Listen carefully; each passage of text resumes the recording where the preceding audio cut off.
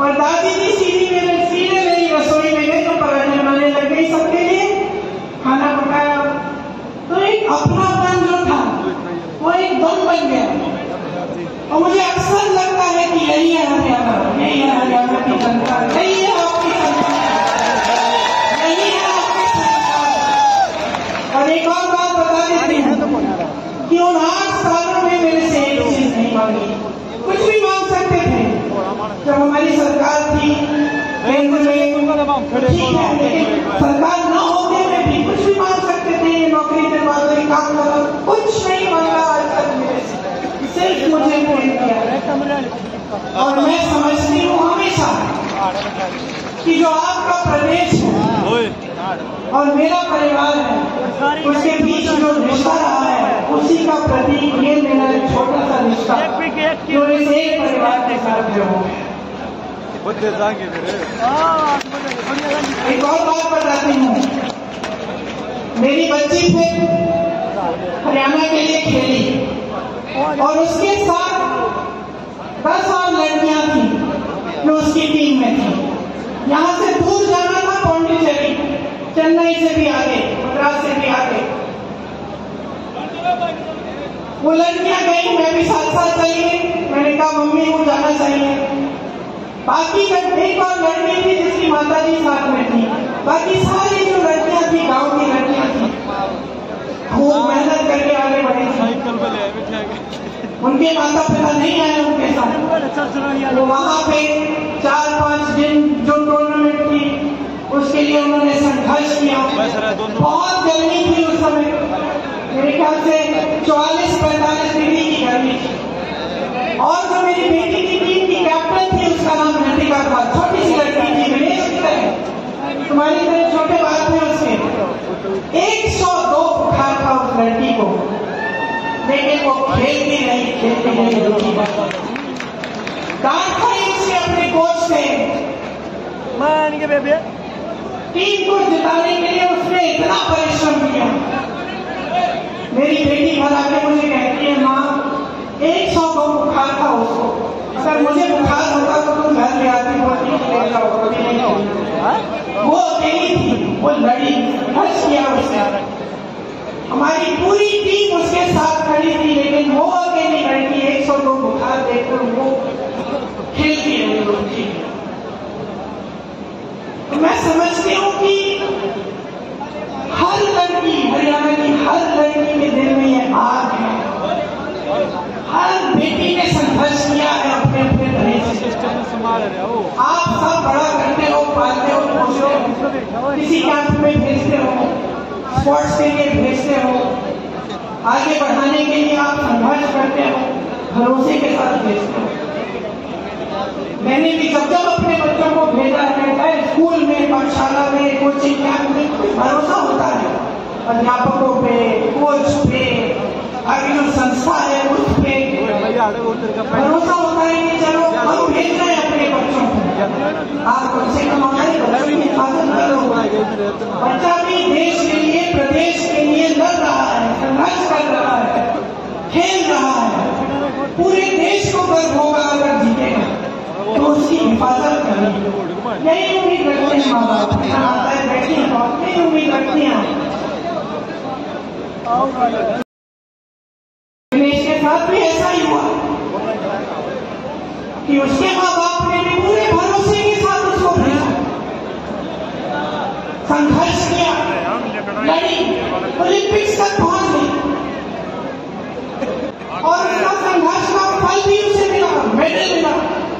पूरे देश को गर्व महसूस हुआ, पूरा देश खुश हुआ, सबने कहा हमारी बेटी है।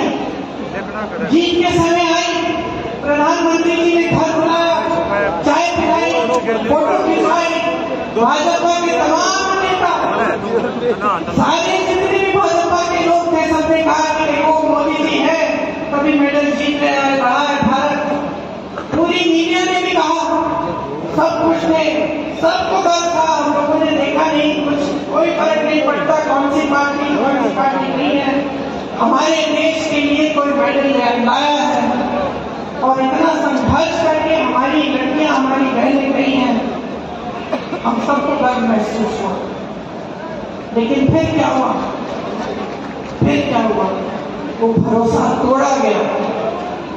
वो भरोसा जिसके साथ विनेश के माँ बाप ने उसको भेजा होगा, वो भरोसा जो विनेश के दिल में था अपनी सरकार के प्रति, अपने ओलंपिक्स एसोसिएशन के प्रति, जिसके साथ में इतनी दूर किसी और देश में जा रही थी अकेले, वो भरोसा टूटा।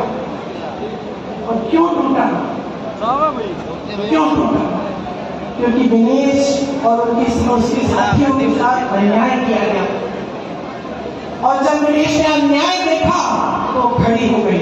और ये भी हरियाणा का स्वभाव, ये आपका स्वभाव है, ये आपकी संस्कृति है, ये आपकी परंपरा है। आपने अपने बच्चों को इसी परंपरा के तहत बड़ा किया है। जितेंद्र जी ने कहा, और आप सब जानते हैं, यहीं पे कुरुक्षेत्र की भूमि में, हरियाणा में, श्री भगवान श्री कृष्ण ने भगवत गीता का प्रवचन दिया। और क्या कहा था उस समय कि जब जब अन्याय होगा, जब जब इस दुनिया में अन्याय होगा, तो सच्चाई और न्याय की आवाज उठेगी। मैं प्रकट होऊंगा, भगवान प्रकट होंगे और अन्याय के खिलाफ लड़ेंगे। ये आपकी परंपरा है। तो जब हम विनेश की बात करते हैं, सिर्फ विनेश का संघर्ष नहीं था, ये सिर्फ एक महिला का संघर्ष नहीं था, ये आप सबका संघर्ष है, ये आप सबकी लड़ाई है। जब इनके साथ अन्याय होता है, आप सबके साथ अन्याय होता है, आप सबका भरोसा टूटता है, आप सबके साथ विश्वासघात होता है। और आपकी परंपरा नहीं है, भगवत गीता की सीख से ही महात्मा गांधी जी ने हमारा स्वतंत्रता संग्राम चलाया। आज उनका जन्म दिवस है। पीछे के पीछे मिलेंगे। आज अगर हम उनको याद करते हैं तो हमें एक बात याद आती है, सत्यमेव जयते, अहिंसा, सत्य। और कहाँ से मिली उनको ये बातें? भगवत गीता से मिली, भगवान श्री कृष्ण के प्रवचन से मिली, उनके संदेश से मिली। अभी नवरात्रि शुरू हो रहे हैं, दशहरे पे हम किस चीज की विजय मना रहे हैं? न्याय की विजय मनाने जाएंगे।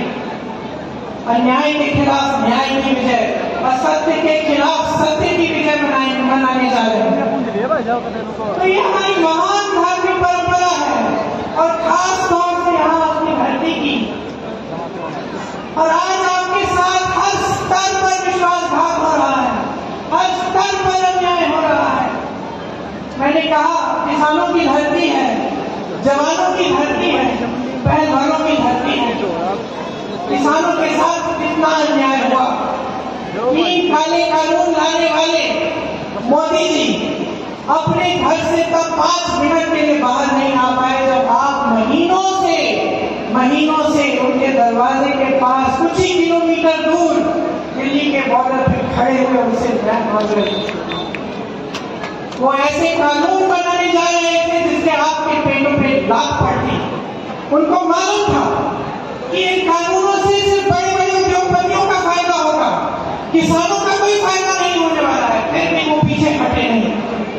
आपने संघर्ष किया, बैठे रहे महीनों के लिए, आपने लक्ष्य चलाया गया, आपको मारा पीटा गया, 750 किसान शहीद हुए। ये हिले नहीं, हिले तब जब उत्तर प्रदेश का विधानसभा का चुनाव आया था। जब चुनाव आया तब हिले, तब इनको लगा कि अब चुनाव में मुश्किल हो जाएगी, ये 3 काले कानून को वापस जाएंगे। किसानों के साथ इन्होंने सरासर अन्याय किया। एमएसपी की बात करते हैं और फिर उन उपजों पर एमएसपी देते हैं जो आप यहाँ पे उगाते ही नहीं।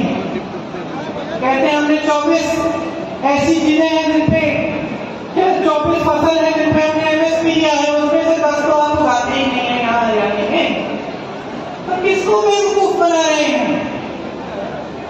पूरा देश देख रहा है, देश की जनता देख रही है। आपने कहा कि रोजगार के मामले में हरियाणा सबसे पीछे है।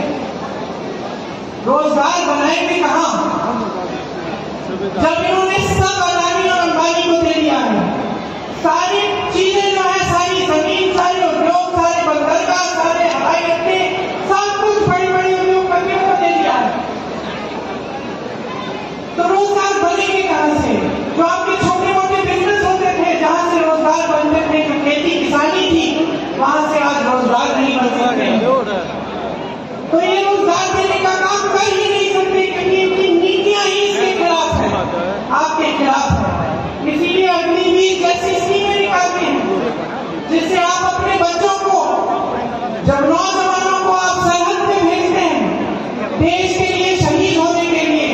इंडिया में कब उसका और उनको बताया जाता है कि अगर तुम शहीद हो जाओगे तो तुम्हारे माँ बाप को पेंशन नहीं मिलेगा। बताया जाता है कि जाओ 4 सालों के लिए सेना में भर्ती हो जाओ और 4 साल बाद वापस आ जाओ, फिर से बेरोजगार बनो और फिर से नौकरी ढूंढने निकलो। ये किया है आपको मोदी जी ने। आपको एक फैमिली आईडी दे दी, पहचान पत्र जिसमें परिवार के हर सदस्य का नाम, हर सदस्य की आमदनी चाहिए इनको। मैं मिली थी कुछ लोगों से भैया के साथ 2 दिन पहले, वो बता रहे थे कि जब से ये आईडी आया है तब से मुसीबत ही मुसीबत है। सबकी आमदनी जोड़ दी है, कईयों की आमदनी नहीं है, वो उसमें आप झूठी आमदनी डाल के जोड़ दी और फिर कह दिया कि ना तुम्हारा बच्चा सरकारी स्कूल में पढ़ सकता है क्योंकि तुम्हारी तो आमदनी बहुत है, या कह दिया कि जो किसान को सुविधाएं मिलती हैं वो तुम्हें मिलेंगी नहीं क्योंकि तुम्हारी आमदनी बहुत है। तो इस तरह से आपको गुमराह करने का काम किया है। 10 साल हो गए, 10 सालों से सिर्फ और सिर्फ आप अन्याय देख रहे हैं। नौजवानों के साथ, पहलवानों के साथ, किसानों के साथ, महिलाओं के साथ, तो बचता क्या है? भगवान ने कहा कि जब जब अन्याय होगा तो न्याय की लड़ाई लड़ने के लिए आप, लेकिन ये भगवान तो आपके दिल में नहीं तो है, यही भगवान आपके दिल में है। तो कब खड़े होंगे इस अन्याय के खिलाफ? विदेश खड़ी हुई, बड़े बड़े नेताओं ने इसका साथ छोड़ दिया, मोदी जी ने नहीं बुलाया चाय पे, आए भी नहीं इनसे मिलने के लिए, बात करने के लिए, लेकिन इस देश की जनता खड़ी हुई है, आप खड़े हुए विदेश के साथ, क्योंकि आपके दिल में सच्चाई है, आपके दिल में भगवान है। तो अब वो मौका आ गया है फिर से वही कुरुक्षेत्र की लड़ाई, वही अंग्रेजी साम्राज्य के खिलाफ लड़ाई, कोई फर्क नहीं है। आज ये लड़ाई आपकी लड़ाई है, अन्याय के खिलाफ और सत्य के खिलाफ, दुष्टों के खिलाफ लड़ाई है। आपको खड़ा होना पड़ेगा, आपको अपने अंतर्मन में झांकना पड़ेगा और देखना पड़ेगा ये क्या हो रहा है मेरे साथ, मेरे प्रदेश के साथ, मेरे देश के साथ। ये नेता जो मंच पे आते हैं बड़ी बड़ी बातें करते हैं, लेकिन जब काम का समय आता है तो हमें देखते ही नहीं है। जब हमारे साथ अन्याय होता है तो हमें पूछते नहीं है।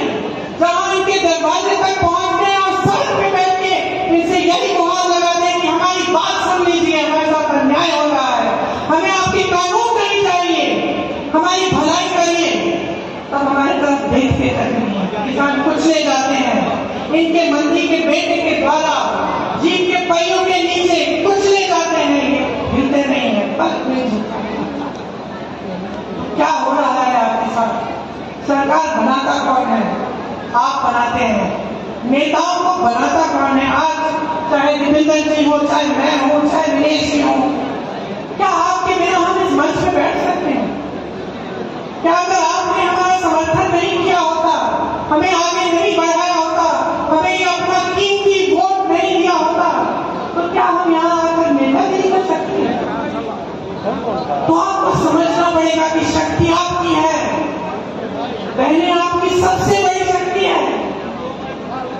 जिस तरह से बच्चों को बड़ा करते हो, पालते हो, पोसते हो, बच्चा गलत करता है उसको टोकते हो, बच्चा झूठ बोलेगा डांटोगी, बोलोगी कि क्या झूठ बोल रहे हो, तो बड़ी मार दोगी, कभी कभी टोकती हो। नेताओं को टोकने का समय आ गया है।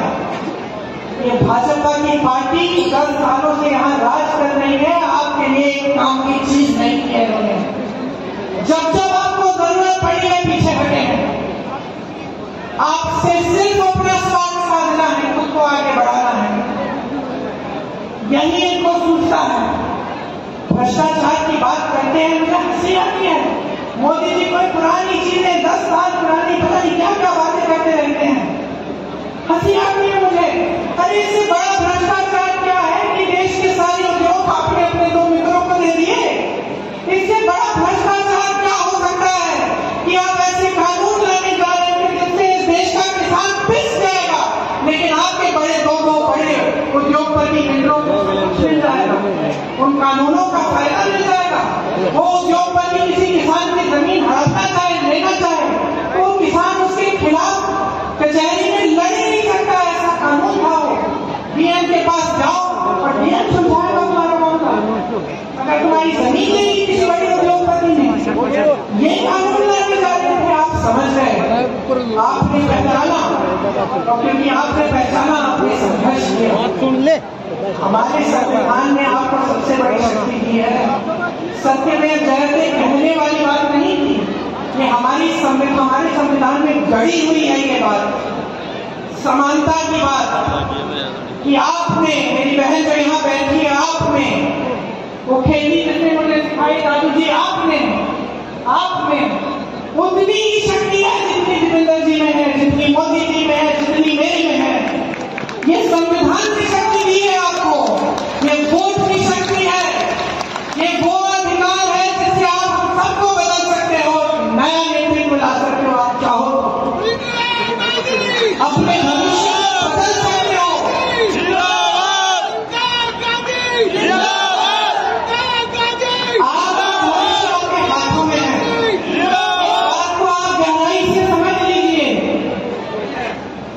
अभी चुनाव हुआ था कुछ महीनों पहले, आपने देखा कि इन नतीजों में क्या हुआ। लोग समझने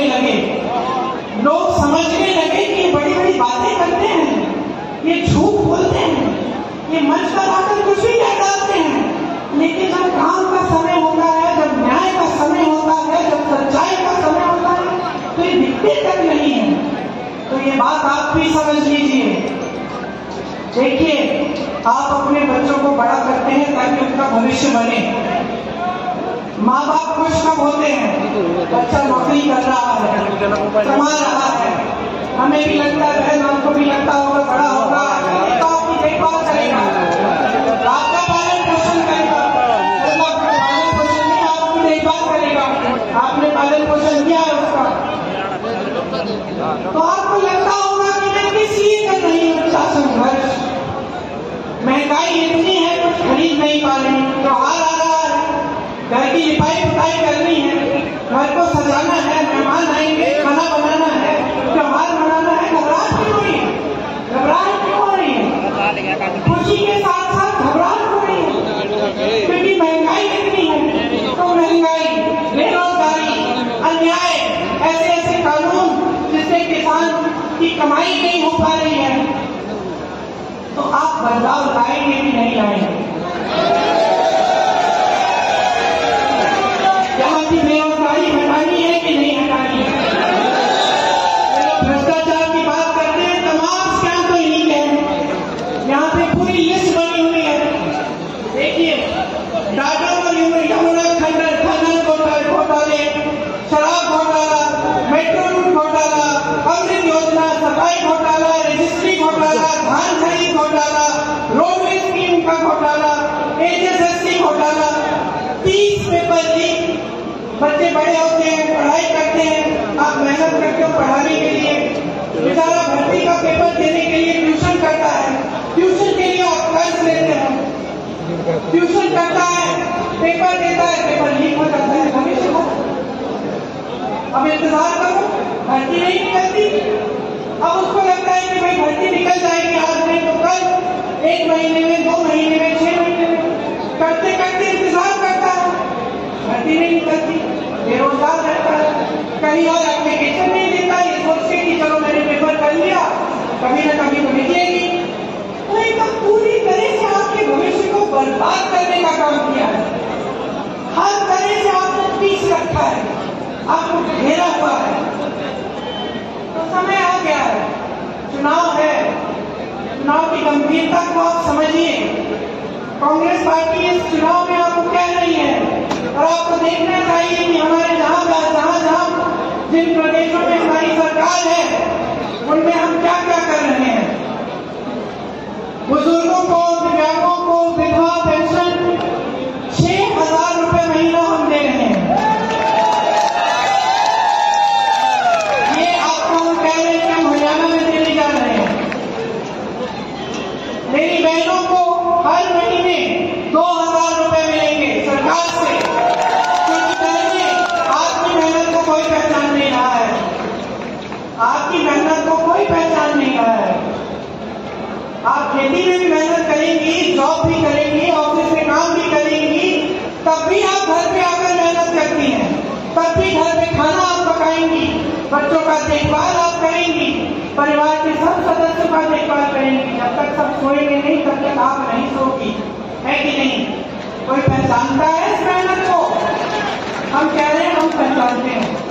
आपको हर महीने 2000 रुपए मिल जाएंगे इस मेहनत के लिए, ताकि आप कम से कम अपने पैरों पे आप थोड़ा सा अपना पैसा रख सकते हैं, अपने पैरों पे अपनी तरह से खड़े हो सकते हैं।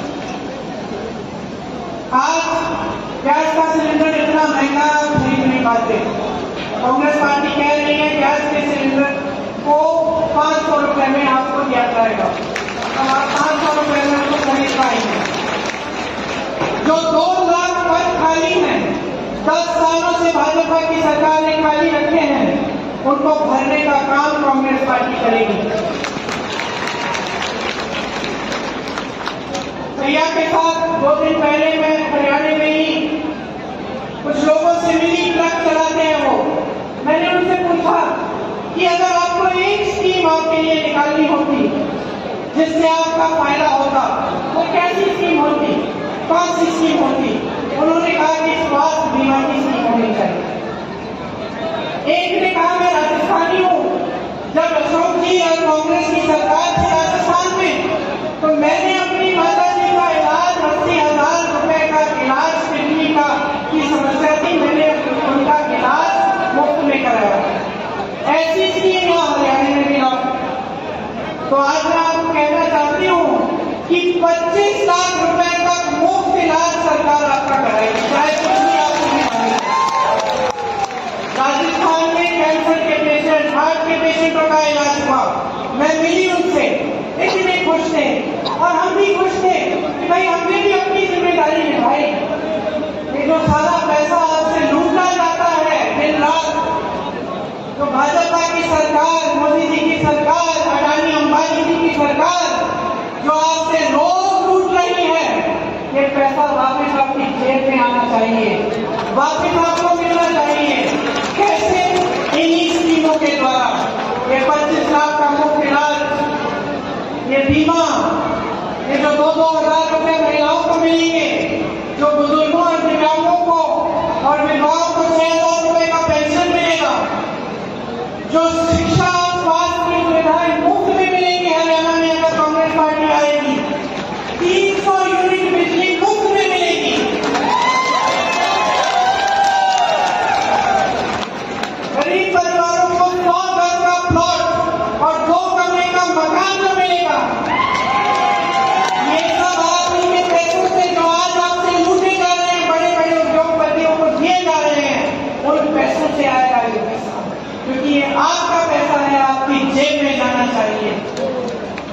मैंने एमएसपी की बात की, इसकी गारंटी दे रहे हैं, हम गारंटी दे रहे हैं कि आपको मिलेगी। हम पीछे हटने वाले लोग नहीं हैं, हम लड़ने वाले लोग हैं। हम आपके लिए सड़कों पे उतरे हैं, हमने संघर्ष किया है, चाहे विपिंदर जी हो, चाहे विनेश जी हो, हम सब ने आपके लिए संघर्ष किया है और करते रहेंगे। हम सब आपके लिए दिन रात समर्पित रहेंगे। आप याद रखिए कि कौन आपके लिए खड़ा रहता है और कौन आपके लिए सच्चाई से काम करना चाहता है। मैं दावे के साथ ये कह सकती हूँ कि विनेश हमने से, क्योंकि जब हमने राजनीति में आने की बात की तो इन्होंने मुझसे ये नहीं कहा कि मुझे शान चाहिए, शौहरत चाहिए, मुझे सत्ता चाहिए, ये नहीं कहा। हिचकिचा रही थी, सोच रही थी कि करना चाहिए कि नहीं। फिर मैंने से कहा दीदी सच बताओ, मुझे गलत बात मत बताओ। राजनीति में आने से क्या जो ये मेरी न्याय की लड़ाई है हरियाणा की लड़कियों के लिए, हरियाणा की मेरी बहनों के लिए, इसको मजबूती मिलेगी कि नहीं? अगर मजबूती मिलेगी तभी मैं राजनीति में हूँ, ये बोला है।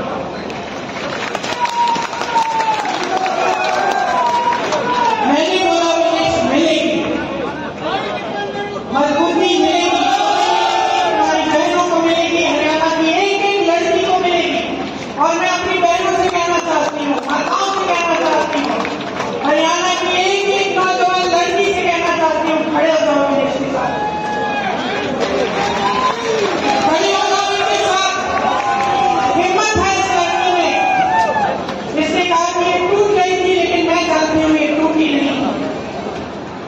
झुकी नहीं।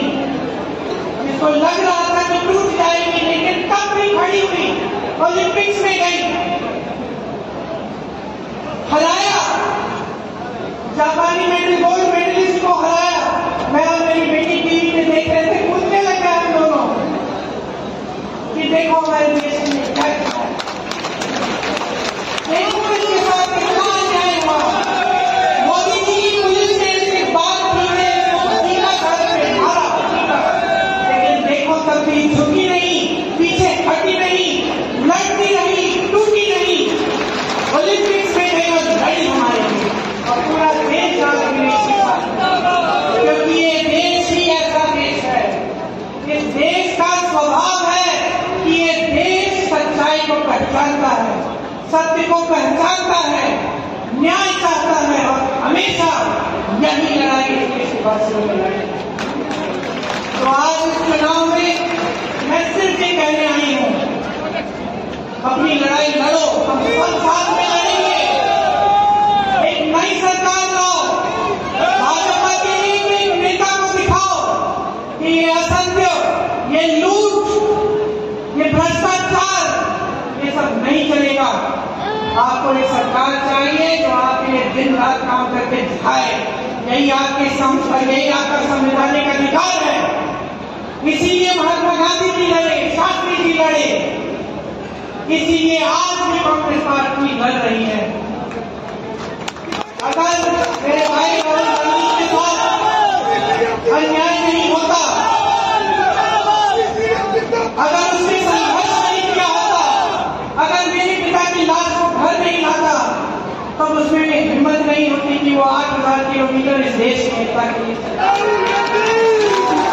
अगर मेरे के साथ अन्याय नहीं होता, तब शायद उसमें इतनी हिम्मत नहीं होती जितनी आज है। आपके साथ भी अन्याय हो रहा है, हिम्मत करो, लड़ो, बदलो इस सरकार को, हटा दो इस भाजपा को।